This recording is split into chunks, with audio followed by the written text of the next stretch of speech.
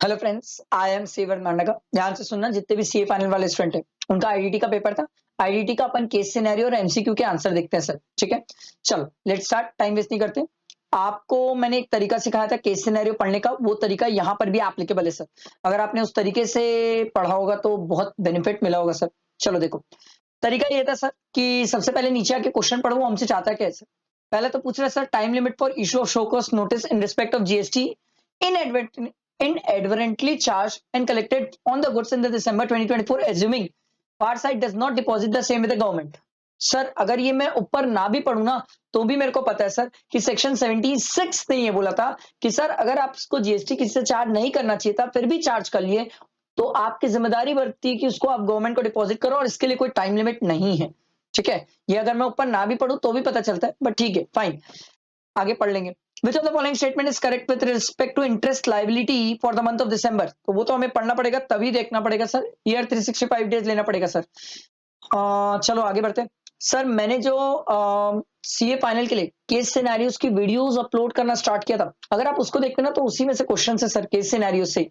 तो अगर आप प्रैक्टिस करते तो आपको बहुत फायदा मिलता। पता नहीं कितने लोगों ने प्रैक्टिस किया नहीं किया। उसके बाद देखो, there has been dispute between Farsight and GST department as per the opinion of the Farsight. तो फारसाइट की ओपिनियन है, जीएसटी डिपार्टमेंट की ये ओपिनियन है। और ये ओपिनियन सर वाउचर और लॉन्ग टर्म लीज को लेके। ठीक है, तो ये हम वाउचर और लॉन्ग टर्म लीज का ऊपर पढ़ेंगे तो वही हमें पता चलेगा सर। उसके बाद total value of inward supply बोला है सर। ठीक है, पेबल अंडर रिवर्स चार्ज, तो हमें देखना पड़ेगा, पता करना पड़ेगा। और amount of eligible input tax credit ignoring rule 4243 that can be availed. और जीएसटी पेबल इन कैश भी बोला है। ध्यान से सुनना, आराम से सुनना, क्योंकि मैं आपको बताऊंगा एक क्वेश्चन में गलती भी है तो चांसेस है कि आपको मेरे हिसाब से तो बोनस मार्क्स मिलना चाहिए सर। लेट्स सी, देखो Farsight a proprietor firm, देखो क्या दिया हुआ है, Farsight a proprietor firm. ठीक है, रजिस्टर्ड है, चंडीगढ़ की है and is deal in variety of goods including electronic goods and repair maintenance thereof. FS furnishes the following information for the month of December. Month हमारे लिए हमेशा काम का होता है सर। ठीक है, अगर आपने अभी तक टेलीग्राम ग्रुप ज्वाइन नहीं किया या व्हाट्सएप ग्रुप ज्वाइन नहीं किया तो ज्वाइन कर लेना। वहां पर मैं आपको चार्ट्स, नोट्स, सब चीजें शेयर करता हूँ। ठीक है, चलो देखो, outward supply during the month of December 2024 are as under. Supply of goods to an unregistered person in Chandigarh, out of the aforesaid supply goods worth 1 lakh were not liable to GST. However, FS inadvertently charged GST on such goods and collected the same from the customer. तो sir हमें तो rate चाहिए ना sir, GST का हो, नीचे rate ढूंढते हैं, ये दिया हुआ है। Applicable rate of GST on all supplies were 18% except for transportation charges 5%. Ignore करने बोला है बाइफरकेशन, तो ठीक है भाई। तो अपन एक काम करते हैं, स्टार्टिंग से निकालना चालू करते हैं, क्योंकि हमें तो sir GST payable in cash तक निकालने बोला है, रिवर्स चार्ज सब कुछ बोला है सर। तो इस पे 18% चार्ज होगा। 18% कितना आ जाएगा सर, 1,80,000। ठीक है, जो आपने गुड्स है जिसमें जीएसटी नहीं होना चाहिए उसमें भी आपने जीएसटी कैलकुलेट किया है, तो वो तो आपको सर गवर्नमेंट को डिपॉजिट करना पड़ेगा ना सर। तो 10 लाख का 18%। ठीक, supply of goods to registered supplier, ठीक है 20 लाख, इसका भी 18%।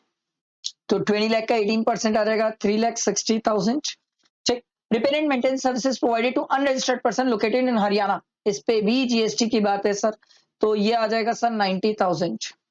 ठीक है, तो आउटवर्ड तो ये दिख गया मेरे को तीन, ये तीन कितना आ रहा है सर, 1,80,000 प्लस 3,60,000। ठीक है, प्लस 90,000, तो ये आ गया सर 6,30,000। अभी तक जितना पढ़ा उसमें आउटवर्ड इतना निकला है। आगे देखते हैं, inward supplies during the month of December दिया हुआ, देखो purchase of TV set from a registered supplier during unloading of set TV set, five LED TVs and two QLED TVs valued at 2 lakh got completely damaged, but the supplier refused to replace the same. Sir हम पढ़ के आए section 17(5) जो कि block करता है lost, stolen, damage, destroy goods को, तो उसके इसमें क्रेडिट नहीं मिलती। तो सर 20 लाख में से 2 लाख हटा दो, बचा हुआ 18 लाख। 18 लाख का 18% कितना आ रहा है सर, 18 लाख का 18% ये आ रहा है सर 3,24,000। ये पहली चीज। फिर अगला है purchase of washing machine from N unregistered supplier sir. ठीक है, तो सर इस पे तो जीएसटी हो ही नहीं सकता, सामने वाला हमसे जीएसटी कैसे चार्ज करेगा, वो तो खुद अनरजिस्टर्ड है। Transportation charges paid to Shri Logistic unregistered GTA, sir reverse charge की बातें हैं सर। आरसीएम एप्लीकेबल हो जाएगा क्योंकि मैं रजिस्टर्ड हूं सर, और हमने जीटीए की सर्विस में 5% पढ़ा था, तो 5% में ये हो जाएगा 5,000। बट इसमें आरसीएम बाजू में लिख लेता हूँ क्योंकि वो मेरे से पूछा था सर रिवर्स चार्ज में भी कितना है। आगे देखो, FS Security Services from LML Limited Chandigarh amounted to rupees 50,000.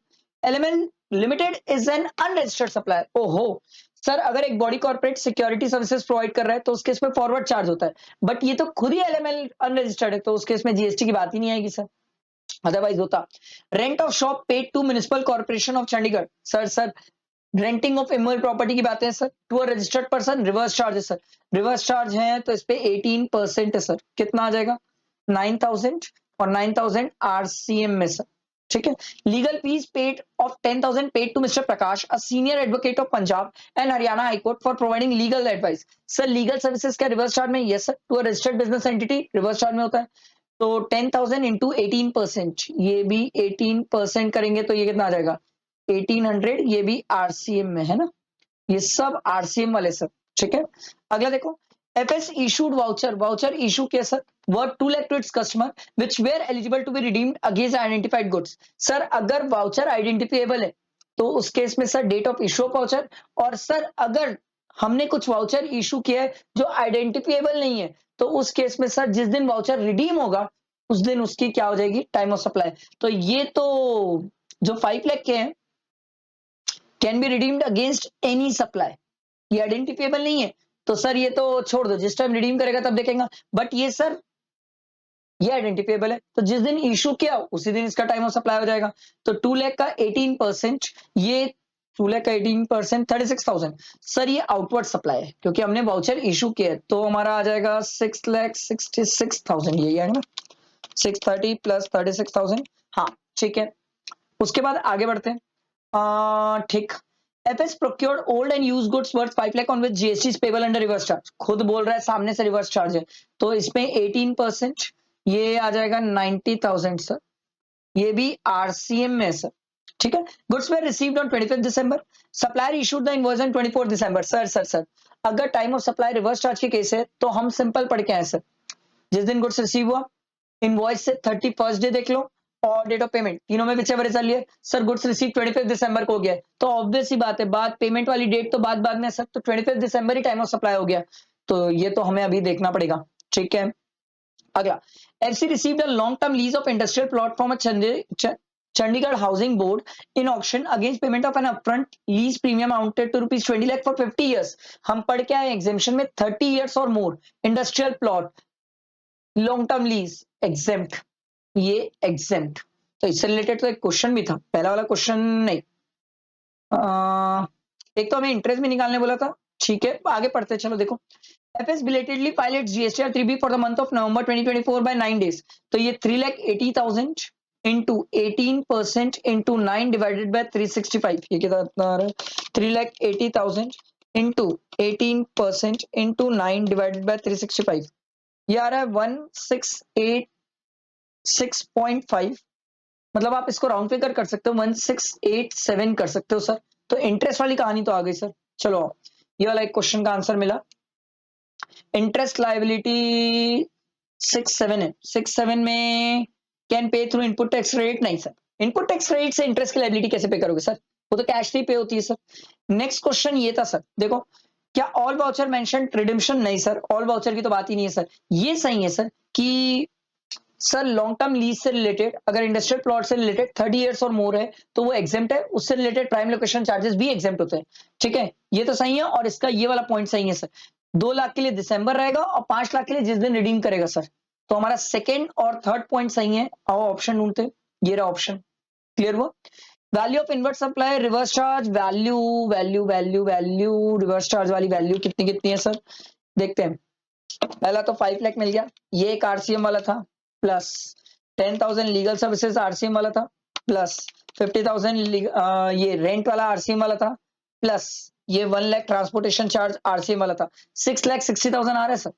चलो वैल्यू भी मिल गई सर, आगे बढ़ते हैं, कहाँ गया, ये रहा 6,60,000, ठीक है।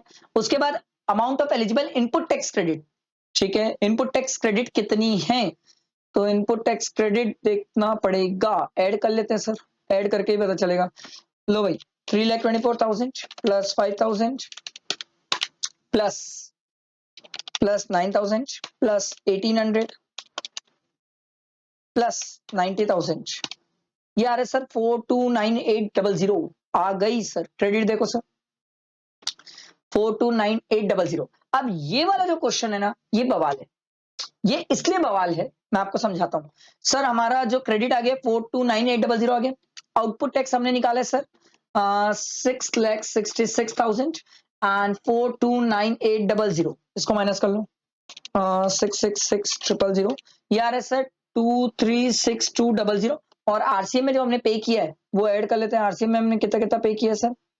आरसीएम में हमने पे किया 90,000 प्लस 1800 प्लस 9,000 प्लस 5,000, तो ये आ रहा है सर 105800। हाँ गे 105800, इसको प्लस करो तो ये आ रहा है सर 3,42,000, जो कि आपका ऑप्शन ही नहीं है। तो मेरे को जो लगता है वो इस वाले में स्टूडेंट को सर बोनस मार्क्स मिलना चाहिए सर, मेरे ख्याल से तो मिलना चाहिए सर, बोनस मार्क्स मिलना चाहिए, क्योंकि ऐसा कोई ऑप्शन ही नहीं है। आ रही बात समझ? मेरे को थोड़ा सा डाउट है इसमें। ठीक है, आओ नेक्स्ट आगे देखो सेकंड केस सिनेरियो। देखो सेकंड केस सिनेरियो में नीचे आके पहले क्वेश्चन पढ़ो।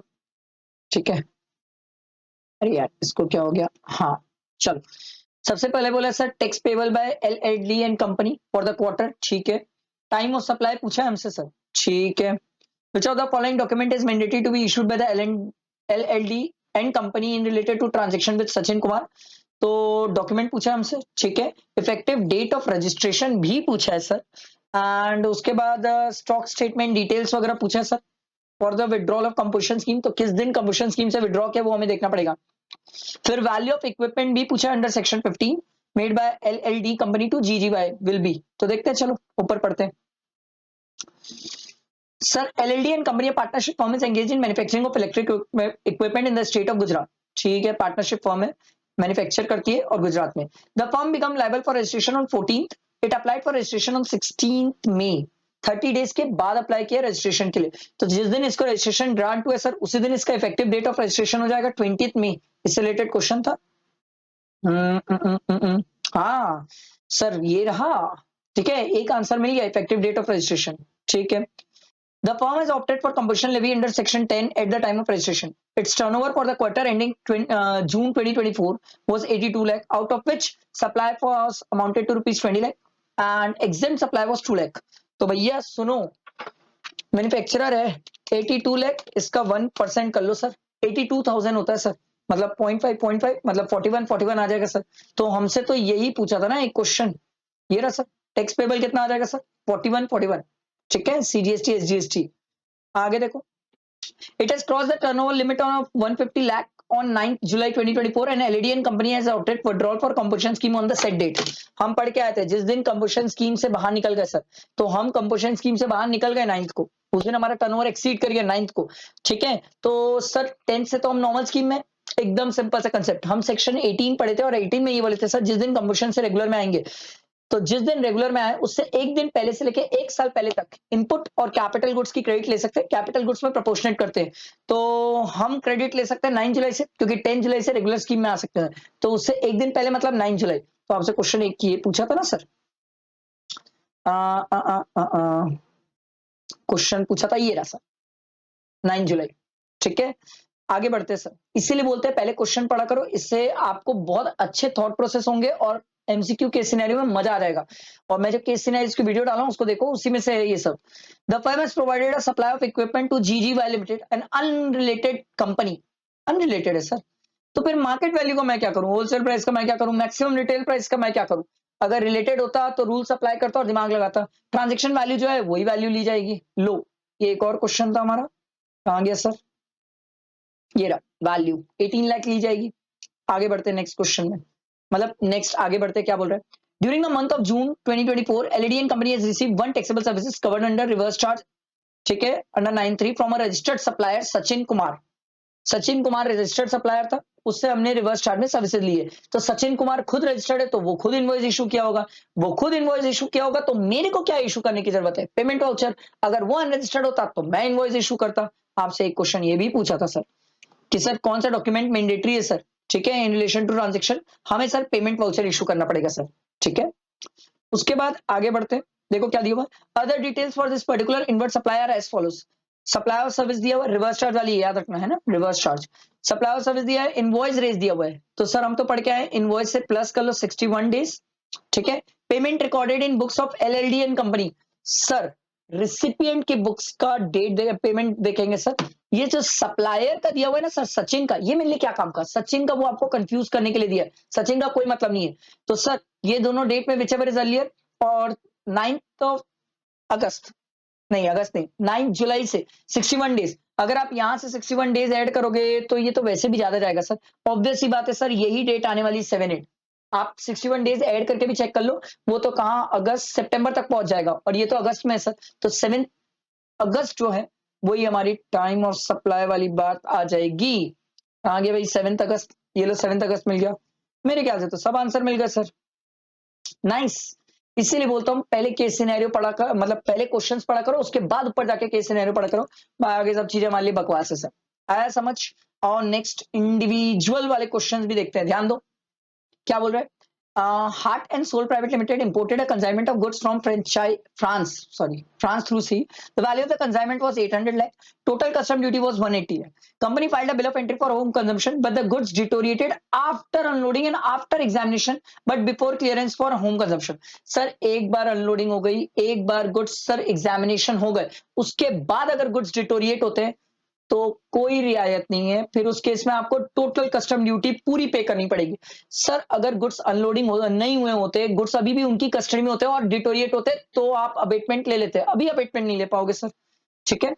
आगे देखो, countervailing duty under section 9 of the custom tariff act 1975 shall not be levied unless it is determined, ठीक है। काउंटर वेलिंग ड्यूटी है ना, ठीक। Subsidy related to use of domestic goods over imported goods in the export article, ये तो सही है। Subsidy related to export performance, subsidies conferred on all person पे नहीं होती है सर, ऑल पर्सन नहीं है सर, हर किसी पे नहीं होती है काउंटर वेलिंग ड्यूटी सर, कुछ लोगों पे ही काउंटर वेलिंग ड्यूटी होती है। तो पहला दो पॉइंट तो सही है। क्वेश्चन नीचे क्या बोल रहा है, चूज द करेक्ट, तो पहला दो ही सही है सर। आगे देखो, Rise and Progress Medicare Clinic is a multi-specialty hospital located in Chennai, Tamil Nadu. It has provided the following services to one of its patients. Air ambulance services, sir, exempt. क्या ही सोच रहे हो, air ambulance supply by way of providing general ward room having room charges exceeding 7500 per day. Sir 5000 से ज्यादा अगर general room के charges है तो वो टैक्सेबल है सर, तो ये टैक्सेबल कितना हो जाएगा 1,72,500। आई होप क्लियर हुआ होगा।